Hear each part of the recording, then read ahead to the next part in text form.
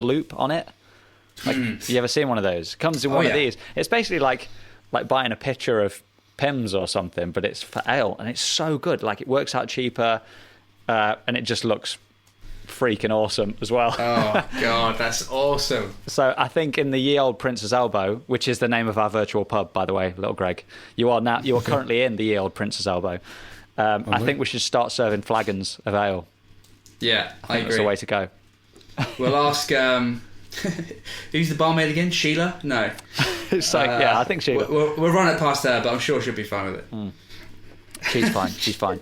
I was speaking to my mate who I was in this particular pub with, and we were talking about like different like glasses and different sizes of beers and stuff, and we had the usual chat about Nuki Brown is in that little half pint thing, isn't it, and all that sort of thing. And he mentioned one that I'd never heard before, and then he explained that it was what you call a quarter pint. And I just wondered if you know what the name for a quarter pint is. Little quart. Quarter pint. A quart, maybe? Just that? Sip. No, that's not what he said. Little Greg, any advance on quart? I'm just a sip. It doesn't sound like enough, to be fair. Yeah, well, definitely not. a waste. But it's actually called a gill. A Gill. Yeah. I've heard of that. I would have not known of the amount of liquid that is. So that's a quarter of a pint. Yeah.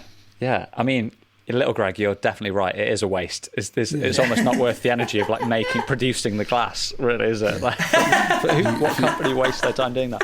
But yeah, I was thinking that it's going to come up on a pub quiz one day, and then we'll know. It's called a gill. A gill.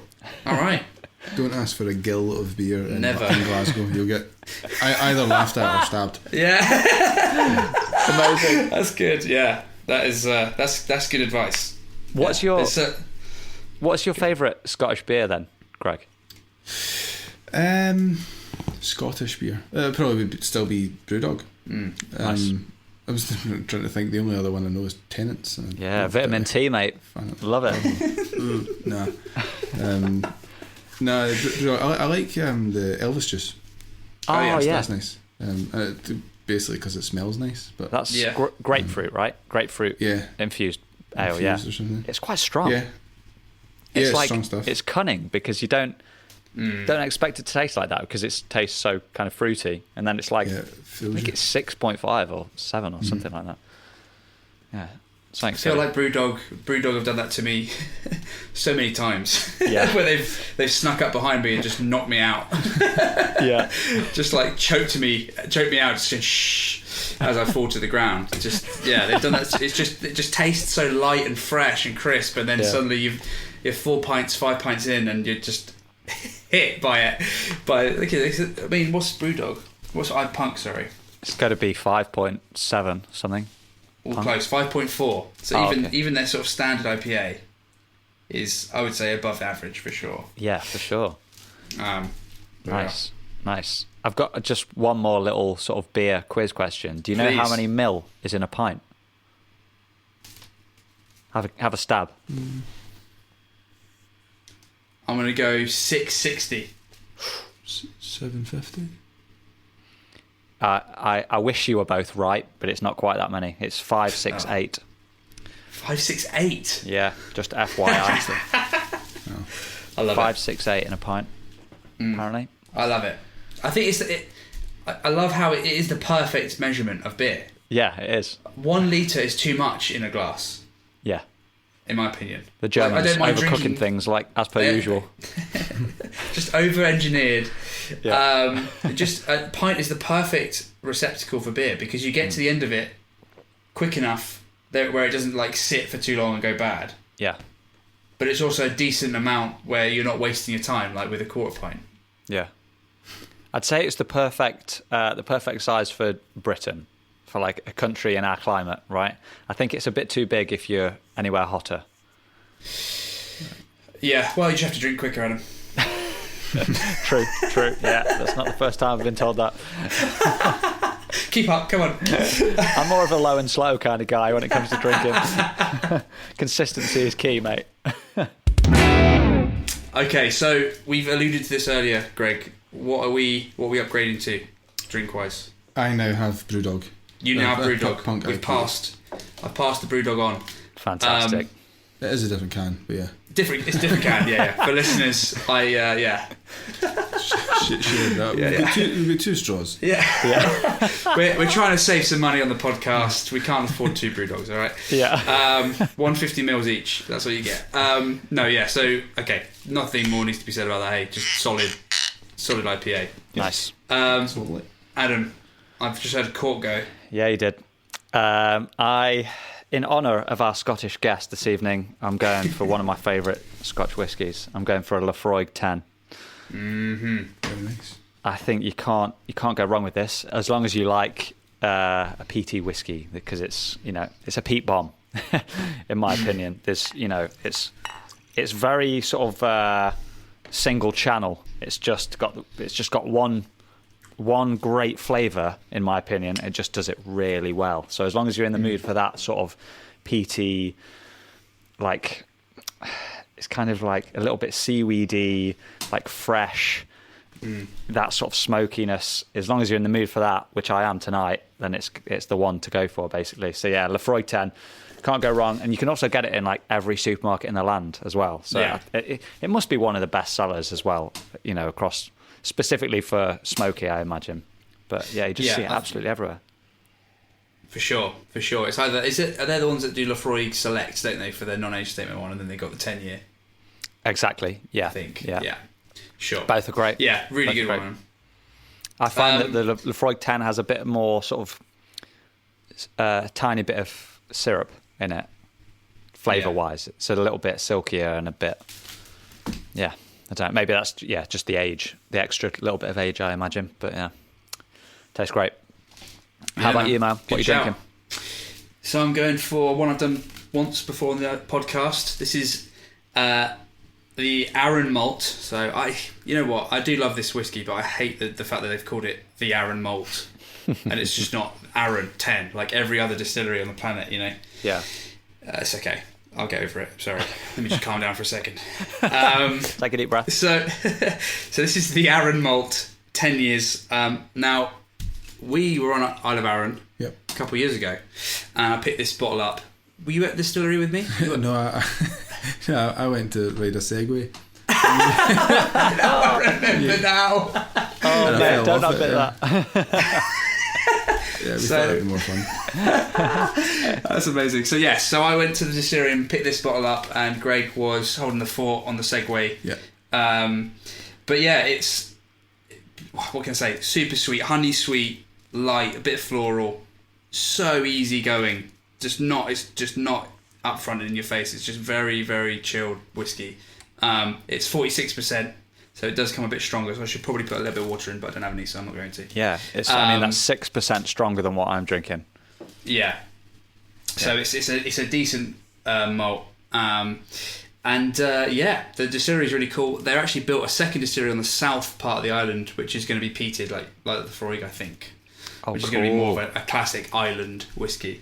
But so they're going to have 2. One non-peated distillery at the top, which I think is quite cool, and another Arran at the bottom, all owned by the same people.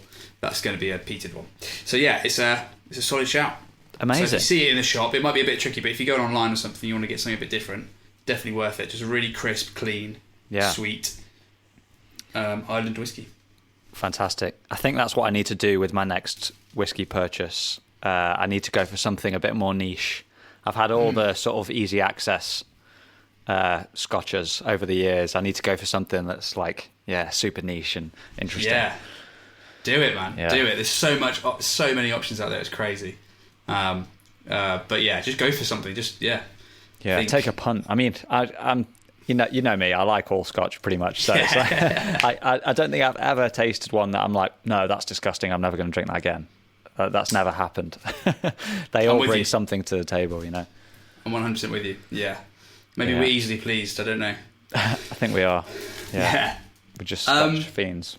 Scotch fiends. Speaking of Scotland, we've been talking about Greg's accomplishment on the bike.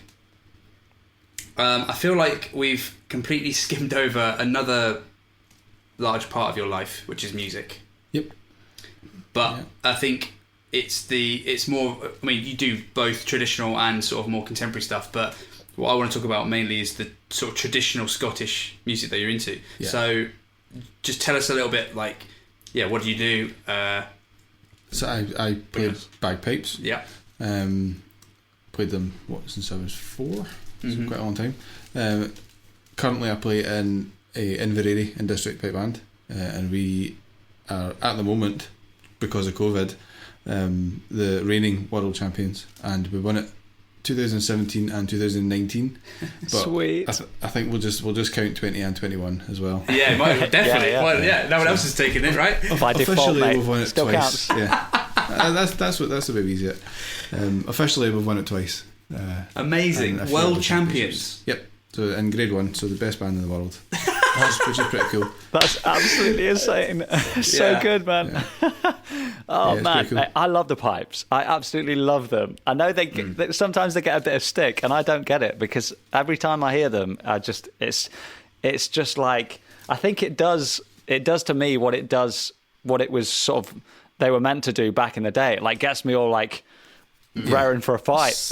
Yeah.